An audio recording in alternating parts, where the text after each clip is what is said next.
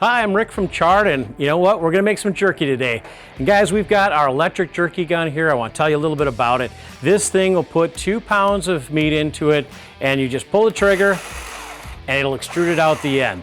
That's huge because we even built in a nice little feature. You may hear it run. See what it does? If you ever used a caulk gun, this is a really important tip here. It goes backwards just a little bit at the end so it doesn't keep pushing out. So if I'm extruding meat out onto my screen and I let go of the trigger, it absolutely stops. You don't have meat hanging out of the end trying to start your new one. You know why we designed it that way? Because we've made thousands of pounds of jerky ourselves, and we know what we want in a jerky gun, and it's exactly what you want in one. You know, one of the things we incorporated into our jerky gun is this funnel. I'll tell you again, I've filled my share of jerky guns before. The meat goes everywhere. So we designed this to actually screw right on the end. We got a nice positive fit. I'll just take the meat that I just ground using my Chard grinder, and I push that right down into the jerky gun.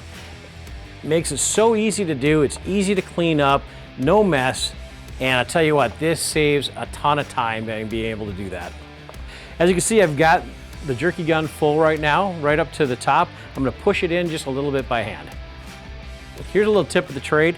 You take and you push that extruder out just a little bit, and you kind of put it in at about a 30-degree angle like that, and kind of put it in this, push it up, and the threading is really coarse on this, so it's super easy to lock it in place, even if you got the greasy hands from handling the meat.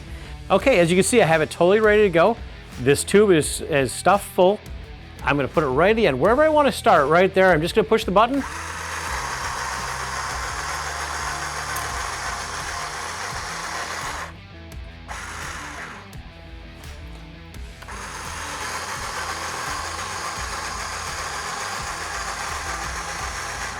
One of the other features I really like about our Chard Jerky Gun is that it has a speed control right here. Now that's designed specifically because I would be using the jerky gun and it would come out too fast, too slow. Depending on what kind of tray you're working with or what kind of jerky you're working with, you can adjust that.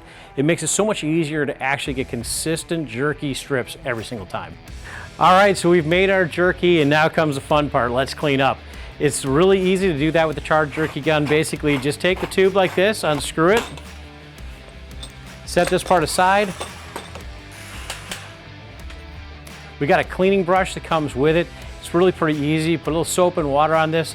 Take that cleaning brush and scrub it out on the inside, scrub it out on the outside with your hands.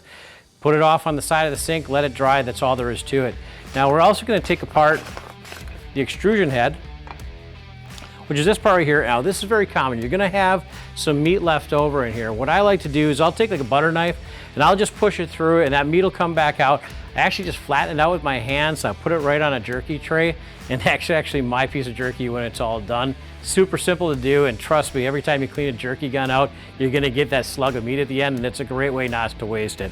But we also include a small brush like this.